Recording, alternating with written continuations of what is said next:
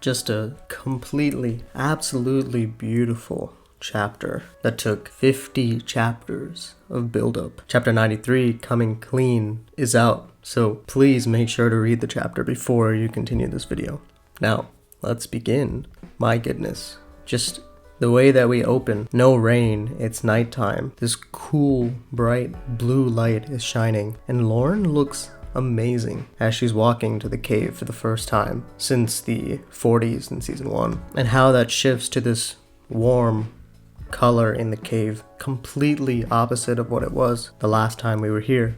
Right? And we start off with the same thing, another joke and another way of diversion from Kyrian to relieve the potential tension that is there between them, because he knows that she wouldn't be asking to come to the cave for some random reason. But we know how attentive Lauren is, right? She's continued to show just how much she observes of her surroundings when she pays attention and when she's not stuck in her head thinking about stuff that she's thinking of. And she knows immediately that something is off with Kyrian, and she finds out. Kyrian is beaten to a pulp. He has so many band-aids that, it actually looks good and pretty well wrapped. I'm sure some of you are looking at other things, but the band-aids actually look pretty good. And we learn that there is a Phantom Scythe physician or some kind of medic or doctor that works with the Phantom Scythe, and probably Kyrian regularly checks in with them. So I wonder what caused this person to join the Phantom Scythe in this sort of way, to treat these criminals so that they can continue to hurt others outside. I think that's interesting.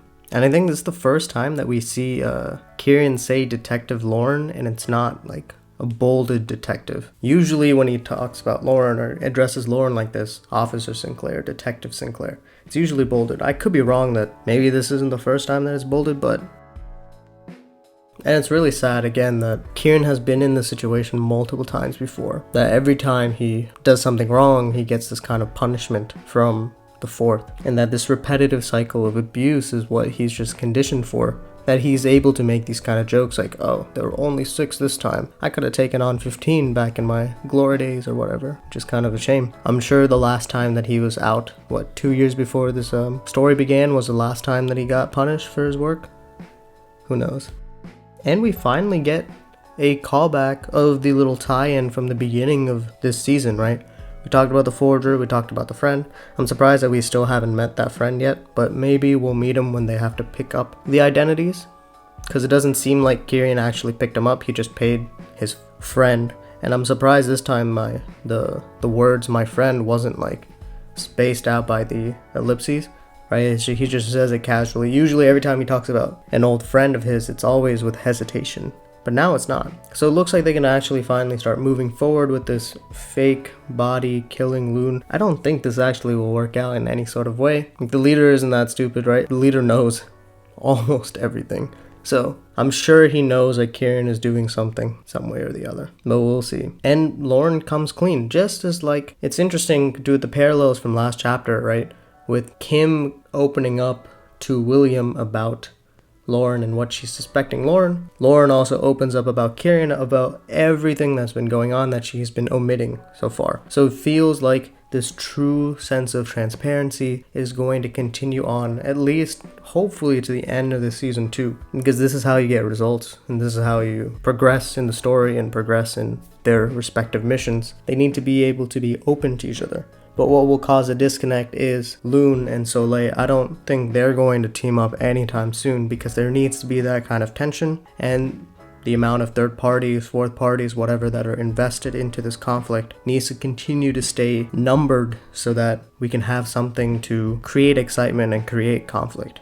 But yeah, it is interesting. I think I think Kyrian brings up a good point that knowing this kind of information should not sully the person that you are, or should not sully the mission that you have, because your foundation and your core is still the same. That hasn't been changed. It's just this perception on what her parents are. And even then, we don't have all the information for what her parents are actually did and actually were involved. Just because they're apostles doesn't mean anything, because we don't know how the dynamic was back then. And also, this is the scary part for me, is when Kyrian says, I guess I won't know until I asked the leader, and that scares me a lot, because what if the leader actually tells her the truth and it's not what she's hoping for or what she's expecting? That'll be heartbreaking, and I wonder how Lauren would react in that kind of situation. And of course, Kieran knows out of all of them that of how disjointed the Phantom Scythe is and how many different sects there are, right?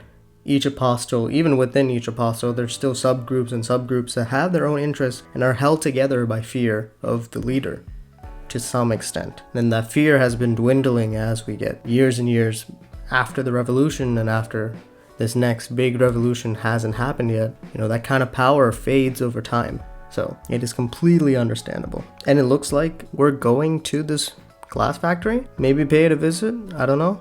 It's cool that they finally make the connection that the image that we saw when Sake first entered Ardhalis was in this glass factory, and we saw all the rusty pipes and all the construction. I'm assuming that is where the glass factory is, because why would you carry this nitro for longer periods of time than you don't need to, especially since we see at the end of this episode just how dangerous it is to carry these boxes.